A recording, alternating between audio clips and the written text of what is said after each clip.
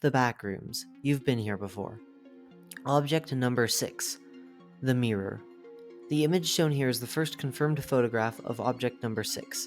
The exit sign and plaque are regrettably not pictured. Description. Object number 6 is a large, seemingly ordinary wall mirror hung underneath a green exit sign. It is situated in a nondescript room within level 0, though this room appears to be exceedingly remote and difficult to locate. The object has not been sighted in other levels, and its movement is consistent with the random reshuffling of rooms typical to level 0. The mirror is rectangular in shape, with a height of 97.1 inches (246.6 centimeters) and a width of 61.9 inches (157.2 centimeters), with a thickness of 0.24 inches (0.61 centimeters). Its surface is uniformly smooth, apart from a small plaque centered on the mirror's bottom edge. The plaque reads as follows: Reality, 1 Corey 1312. The text's meaning stands undeciphered. The link between the text on the plaque and the mirror's properties has yet to be determined. Properties. 1. Extranormal reflection. To all viewers, the mirror initially appears and behaves as an ordinary wall mirror. However, its anomalous properties begin to manifest within hours of exposure. The majority of viewers have claimed that the reflection within the mirror is soon replaced with scenes featuring people, places, and objects which are integral to their past lives in the front rooms, and fondly remembered. Viewers' homes, neighborhoods, schools, and workplaces are usually featured, as well as loved ones, family members, and pets. Viewers generally assert that the scenes depicted are peaceful and ordinary. All characters, objects, and places within scenes behave normally and are accurate to the viewer's memory. Viewers also deny seeing the backrooms and its unique features appearing within these scenes. Intriguingly, some viewers have even claimed to see deceased family members and pets appearing in scenes, as well as places which no longer exist. Viewers also describe being unable to interact in any way with the scenes depicted in the mirror. However, they unanimously report seeing a version of themselves incorporated into the scenes at all times. A viewer's counterpart within the reflection will apparently bear close resemblance to their current age and appearance, but dressed appropriately to the scene. A minority of viewers do claim that they are physically unable to experience the mirror's unusual properties. For these viewers, the minority continues to function as a standard wall mirror. Research has suggested that most such individuals were born in the backrooms, or have lived within them for an extended period. There are also unverified rumors of entirely different scenes reflected within the mirror. These claims range wildly from scenes set within the backrooms to scenes set in mythical or fictional places. Research into such rumors is ongoing. The response to scenes within the mirror varies greatly. As expected, viewers tend to express wistful, nostalgic emotions. Most break down in tears. Some viewers forcefully, and thus far unsuccessfully, attempt to break through the mirror into the scene itself, though the recorded responses of viewers are generally consistent with their personality. Researchers are investigating the possibility of the mirror exerting an additional psyche effect upon their emotions. Some viewers do find it emotionally difficult to leave the mirror behind. Most viewers report no serious physical, mental, or emotional ill effects after leaving the mirror. Viewers tend to report feeling wistful and nostalgic for many hours after exposure, but it is assumed that this is a natural emotional response. Many also report feeling calm and relieved, and express a sense of closure at being able to express a glimpse of reality once again. All photographic and videographic attempts to document the phenomenon exhibited by the mirror have been unsuccessful, as they merely yield images of the mirror reflecting an empty room. Researchers therefore speculate that the illusionary effects of the mirror might be hallucinatory. 2. Physical properties. Under intense scrutiny before and during the manifestation of the mirror's effects, no physical abnormalities or technological enhancements have been found on the object. However, the mirror appears to be impervious to scratches and damage in any form, and the mirror cannot be dislodged from the wall by any means. Attempting to attack or destroy the mirror is strongly discouraged due to the risk of damaging it before its full potential is discovered and harnessed. Footnote: Input Administration Security Override Credentials. Success. Access granted. I hereby authorize a full override of this directive for any and all MEG personnel involved in Project Holy Grail. With a written proposal that has received my direct approval, research may be conducted to attempt to damage the mirror with the express purpose of performing a no-clip through. Do not inform anyone outside the project. Do not inform anyone outside the Meg. I recognize that CPL Lasky received a permanent injury. I know that there's a risk that we endanger more personnel, or even lose the mirror. But don't you see, this object could be an exit. A way out of this nightmare we've been stuck in for so long. A way back home. If there's even the smallest chance that this is a way out, we have to look into it, no matter what it takes. Overseer A. Furthermore, any such attempt poses a danger to wanderers, as the mirror appears to react defensively to attacks. Refer to the attached audio log for details. It is assumed that the mirror itself is responsible for its effects, and not the room around it. The room in which the mirror is placed in is indeed consistent with the appearance and behavior of level 0. However, it appears to be Euclidean in nature, and does not change in size and shape while unobserved, similar to the Manila room. As an apparent side effect of the room's stable geometry, no clipping into or out of the room is not possible.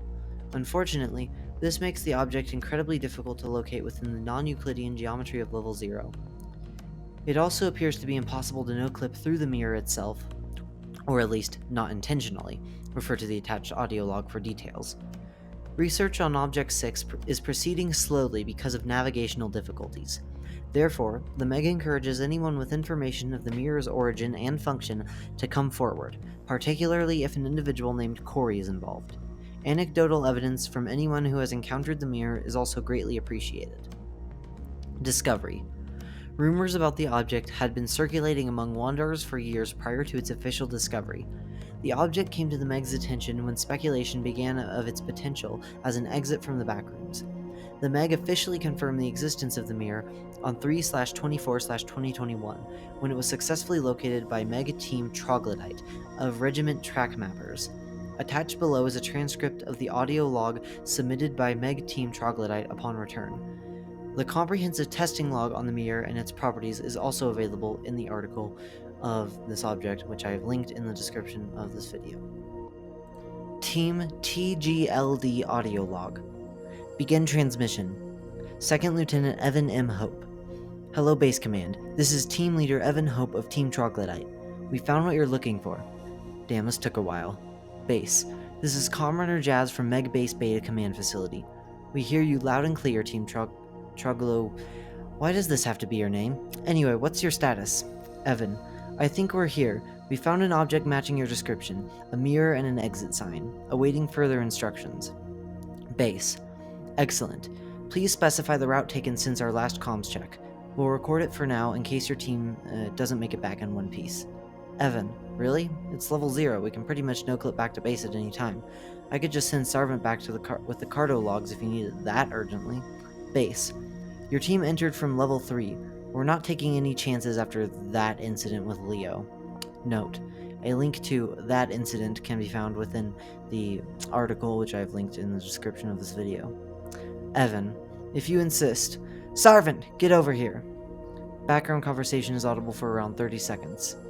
Second Sergeant Savant J. Price. Command. This is Savant speaking. According to my logs, we have walked 37.25 miles east since our last communications check. That makes 246.5 miles since our last rendezvous in Manila. Evan.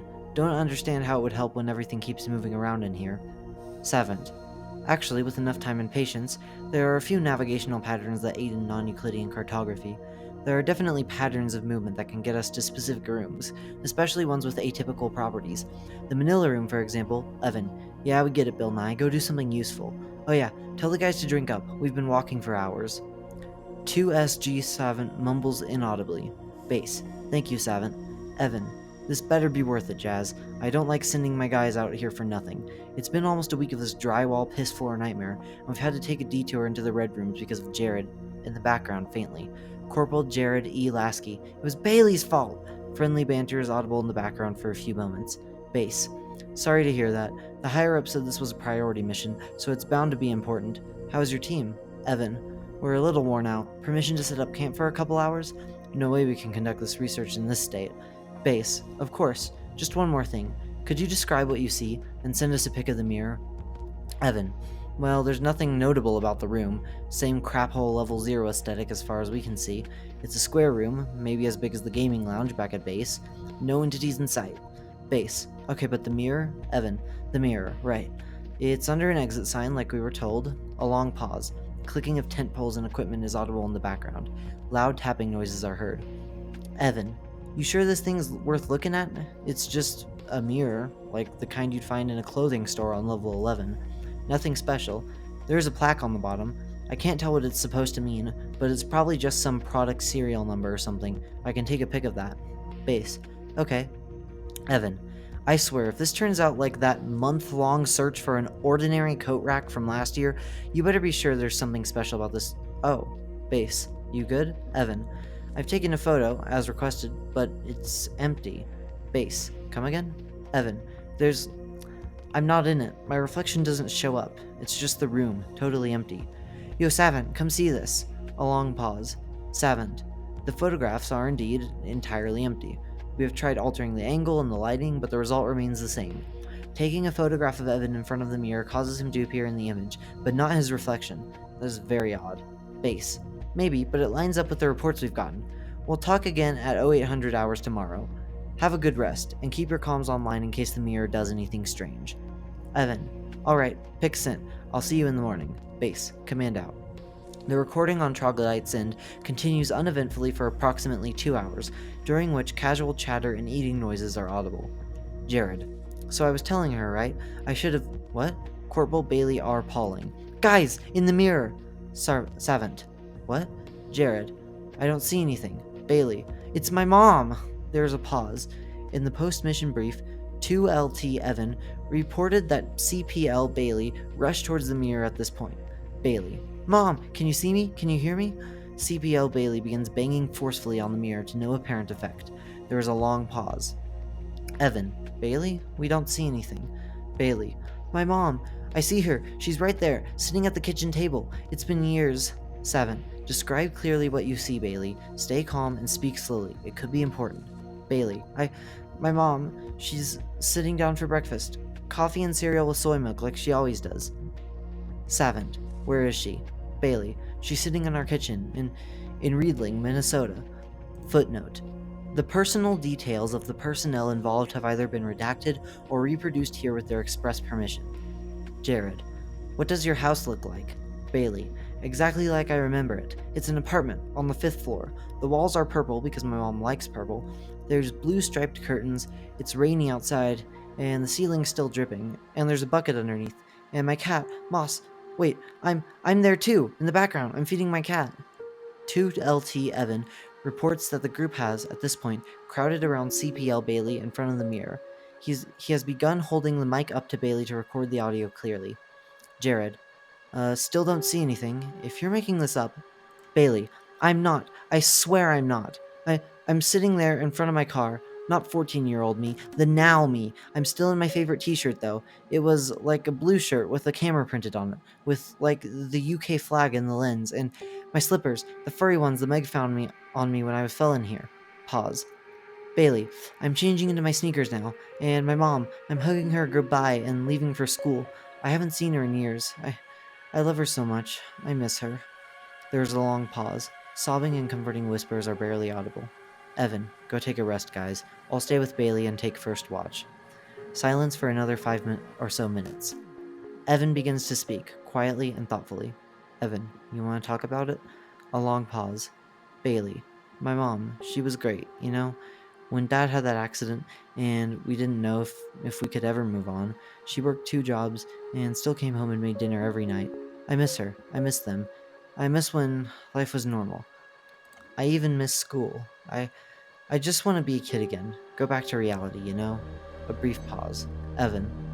I'm not seeing what you see, but I get what you mean. Bailey. What was it like, for you, back there? A long pause. Evan. Not great, dude. My brother, he wasn't the best.